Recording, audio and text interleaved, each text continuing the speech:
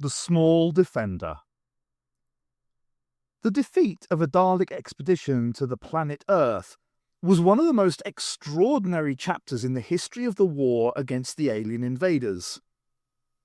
The Daleks decided to send an advanced rocket ship to establish a reception station for the full invasion. The invader ship sped towards Earth and finally landed in a field in Kent. The key Dalek task was to cover the field in metal to make a landing area, for while small ships could land on almost any surface, bigger spacecraft were helpless without proper metal landing strips. "What we will do," intoned the leader Dalek, "is spray this field with liquid metal. When it hardens, we can camouflage it by sprinkling a little earth over it. The main army will be awaiting my signal that work has been completed." The leader Dalek surveyed the field. "First, we must build a small metal roadway across this field. In this way, we can set up the sprinklers from the center, and the liquid metal will spread faster." Daleks started unloading sections of metal, each 6 feet long and 4 feet wide, and began laying them across the center of the field. Other Daleks prepared the sprayers and canisters of liquid metal. They worked silently, smoothly. A mole peered out of the entrance of his hole and sniffed the night air. It was an exciting night. His parents had left him alone to play. He had never been out of home alone before.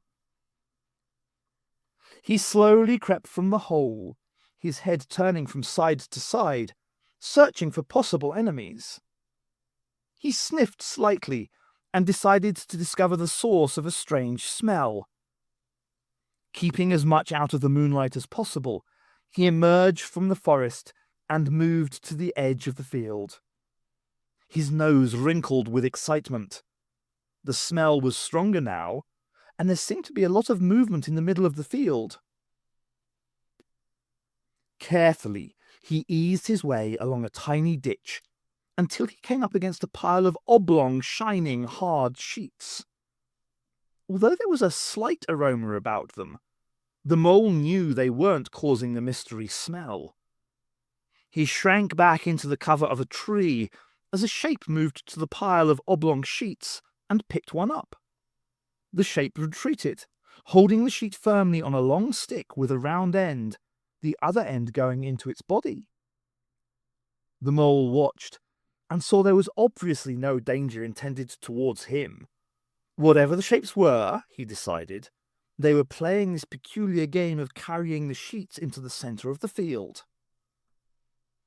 The mole had been given stern warnings from his parents about the outside world, and had been very quick at learning all the different sounds and smells that meant danger.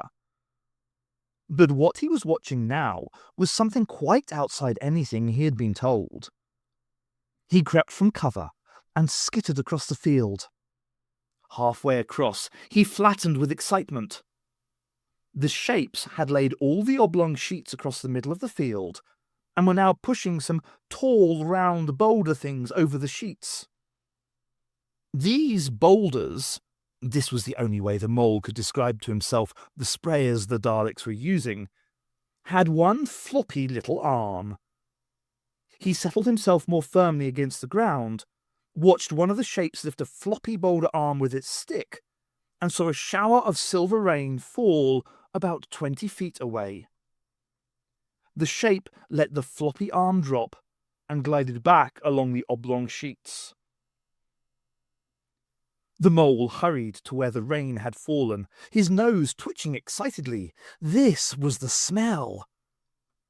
He examined dozens of tiny silver little balls on the surface of the earth. They were pretty, he thought, but didn't seem to serve any purpose. He tapped curiously at one of them with a forepaw, and the little silver ball stuck to him. He tried to scrape it off along the ground, and when that failed, shook his paw violently. The little ball flew off into the field, and the mole retreated from the patch of silver rain thoughtfully. He decided to cross the oblong sheets and see what it was like the other side of the field. He looked around cautiously, then headed for the sheets. They were different to what he had expected. He slid over them, desperately searching for a foothold.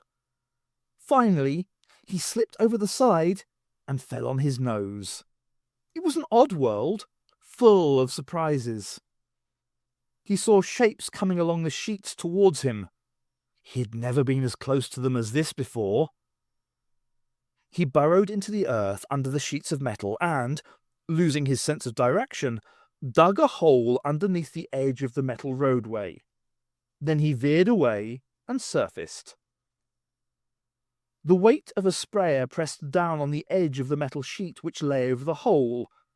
Suddenly, the sheet dipped, and the sprayer slid forward and fell on its side. Alarmed, the mole fled into the forest. From the safety of the trees, he turned to see what else was happening. The sprayer's limp arm had been crushed underneath the machine, and the sprinkler had accidentally switched on. A huge shower of liquid metal spurted from the nozzle over the approaching Daleks. They collided into each other as they attempted to avoid being solidified, and as they panicked, other sprayers fell over and began to spread liquid metal over the field.